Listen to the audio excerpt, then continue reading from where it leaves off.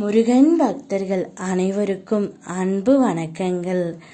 என் அன்பு குழந்தையே, உனக்கென ஒரு நல்ல செய்தியை உன்னிடம் கூறவே உன் வீடு தேடி வந்து கால் கடுக்க உன் அப்பா நான் காத்து கொண்டு இருக்கின்றேன்.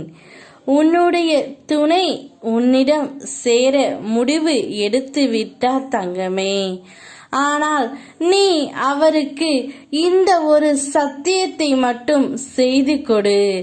இனி நிச்சயம் அவர் உன்னை விட்டு பிரியாமல் இருப்பார்.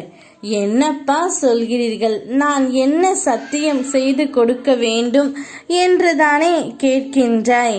வேறு ஒன்றும் இல்லை தங்கமே. இனி நீ எக்காரணத்தை கொண்டும் அவரை விட்டு பிரியவும் கூடாது, சண்டையிடக் கூடாது என்று தான் அந்த ஒரு சத்தியத்தை தான் உன்னிடம் அவர் கேட்கின்றார்.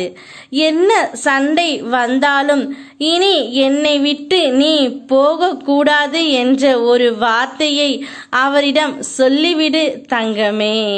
நிச்சயம் அவருடைய அன்பும் உன்னுடைய அன்பும் உண்மையாக இருக்கும் பட்சத்தில் உங்கள் இருவரையும் யாராலும் பிரிக்கவே முடியாது.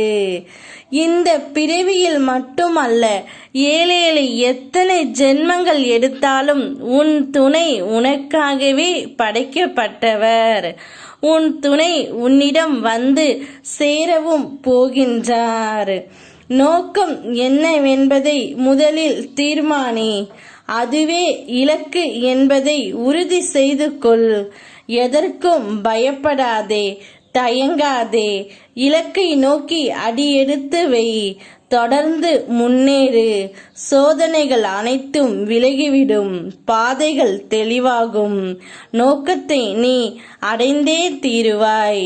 உனக்காக உன் அப்பா நான் துணை நின்று தான் இருப்பேன். பார்க்கும் அனைத்தையும் மனதிற்கு கொண்டு செல்லவும் கூடாது, மனதில் நினைப்பது அனைத்தையும் பேசிவிடவும் கூடாது. இரண்டுமே உனக்கு பிரச்சனையை தான் தரும். அதனால் பொறுமையாக நிதானமாக எல்லோரிடத்திலும் பேசு தங்கமே. அனுபவம் இல்லாத வாழ்க்கையும் அனுபவிக்காத வாழ்க்கையும் வீண்தான் தங்கமே.